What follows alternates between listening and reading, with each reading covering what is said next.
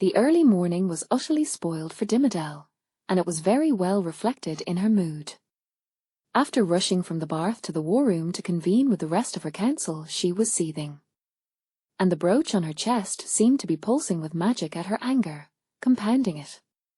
Sitting silent as her cohorts all schemed as to how they would go about finding who was responsible, she eventually raised her head and boomed. "I need someone to retrieve something for me." All the heads in the room turned towards her, and Sir Longfellow approached. Leaning in, he spoke quietly, saying, "What is it you require, my lady?" Dimmadel's sharp gaze met his, and she replied, "I need 3 animals well suited to tracking and hunting and sneaking as soon as you can." Sir Longfellow nodded and walked briskly from the room. Dimmadel stood, excusing herself abruptly, and went off to her room. Once there and inside, she went to her desk, gripping it on both sides so hard her knuckles turned white. Then, letting out a mighty scream, she swept everything that was on the desk onto the floor. All at once several glass bottles of ink and desk items went scattering and broke. Grabbing the chair next, she picked it up and swung it at the stone wall, causing it to splinter into several pieces. After all of that, she sunk onto her bed and began crying hot, stinging tears. She stayed that way until a soft knock came to her bedroom door, and she said, "Unless you're Longfellow with what I asked for, go away." The door opened with a creak, and Lady Azure entered. "Lady Marabelle, I'm so sorry to intrude, but you've received a missive from LSU. Apparently the Witches' Club is meeting earlier today. I'm afraid if you don't leave now you'll be late," she said meekly with her head bowed towards Dimmadel. Dimmadel closed her eyes in a moment of attempting to clear her mind, then sat up. "Yes, of course. Thank you, Lady Azure. I'll be on my way," she said, standing and beginning to collect her school things. Then, realizing how much of her stuff had been destroyed or ruined in her tantrum, she sighed and waved her hand. All at once the items flew back in perfect order onto the desk, glass reforming and ink bleed siphoning out of paper. "Well, that club of yours is certainly improving your skills, isn't it?" Lady Azure spoke up behind her, causing Dimmadel to jump in surprise as she thought she had left. "Oh, yes, it's very helpful," she said warily, not wanting to share where she gained her new power from. Turning again, she stuffed the book of runes and the one for sigils into her bag, and began leaving swiftly.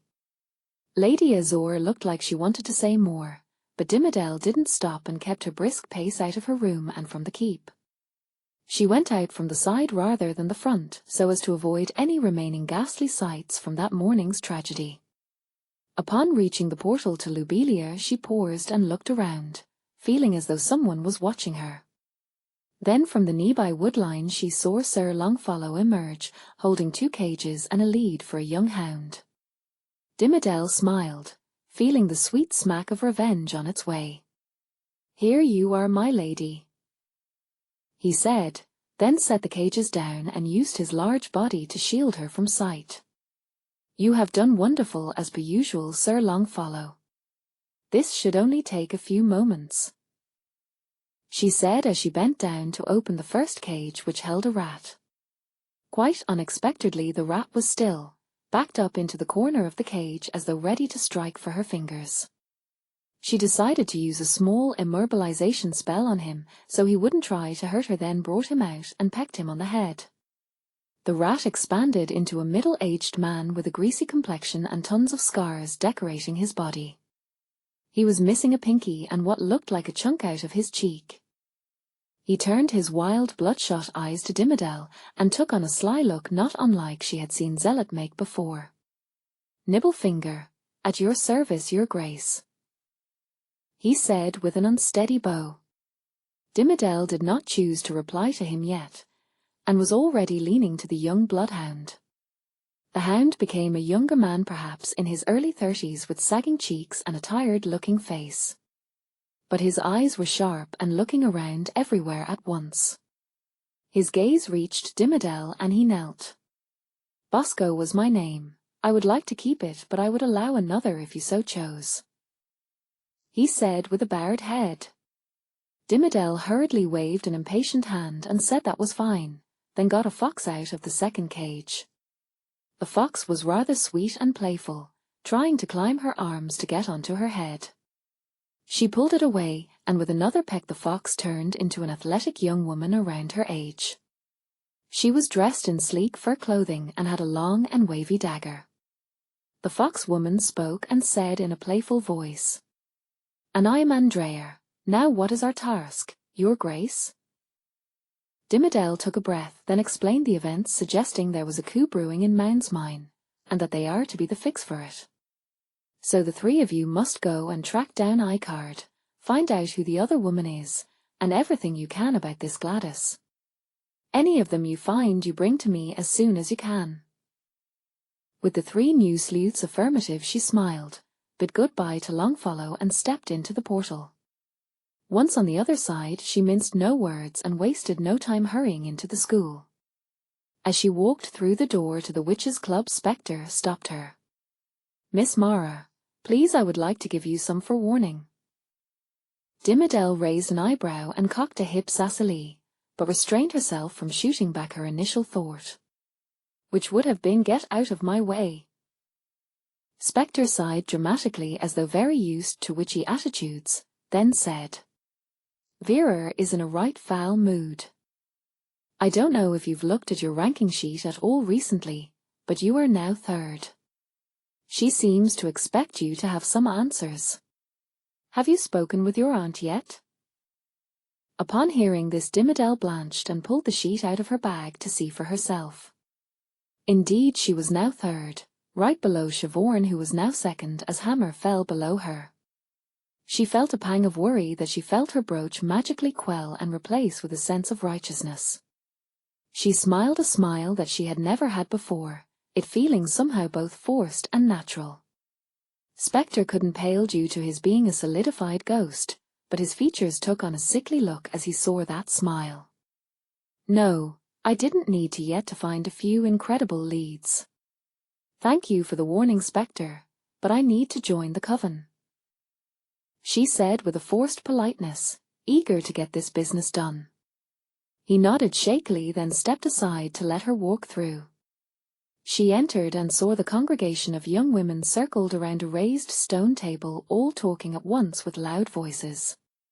Except for Vera, who had her eyes locked on Dimmadel's the moment she walked into the room.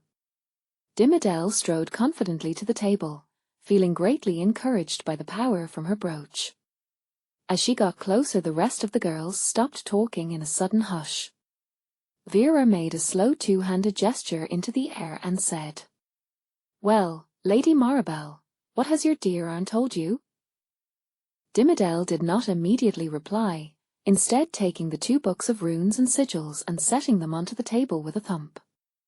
The runes are greatly similar to ancient Stygian, but not a perfect copy.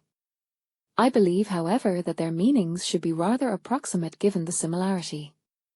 Most of the sigils are still indecipherable, but I did find one is a very powerful translocation sigil. It's for teleporting to other universes. The problem is that the sigil must be drawn with the blood of a greater undead.